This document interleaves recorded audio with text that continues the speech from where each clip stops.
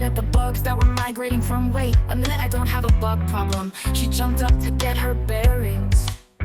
This is not my house, remain calm, they may be watching. Whatever this is, we will figure a way out of it. Catching the stale scent of rotten flesh, Eve turns up her nose.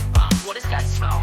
Now instead of walking panic, trying to find out where she was, Eve could walk around and secretly search for clues as she looks for the foul stench. Truth is there was no stench, the place was clean, and it appeared custom to Eve's needs. The walls were earth tones, the furniture, appliances with stainless steel, blacks and leathers, everything was sleek and sturdy. Open the fridge, fully stocked, bar had bourbon is there, and there were no communication devices. But the DVD collection was stellar, and the television left nothing to be desired size-wise. To be honest, once she saw the back and she was ready to buy the damn thing.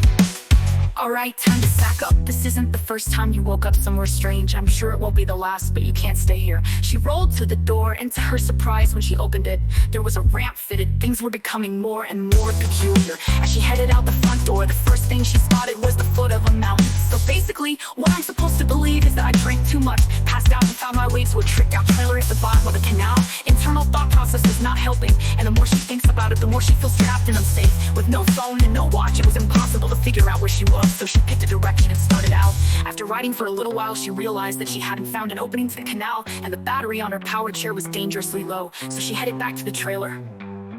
On her way back to the trailer, Eve noticed a steep hill, and if her chair were fully charged, she could probably make it to the top. On her way back to the trailer, Eve tried to remember if she had seen a charger anywhere. Not having one will pose more than a few issues back at base camp. No, don't make a game out of it, then you'll have to finish.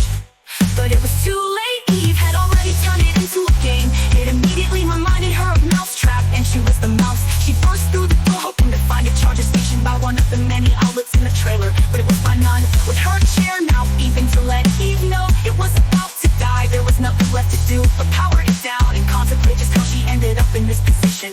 Luckily, the place was fully stocked. Getting around will be difficult, but that is a problem for when Eve felt like moving. She was no stranger to this feeling building up inside of her. It was like a pit of darkness burrowed deep into her soul and refused to budge. It was despair, her oldest friend.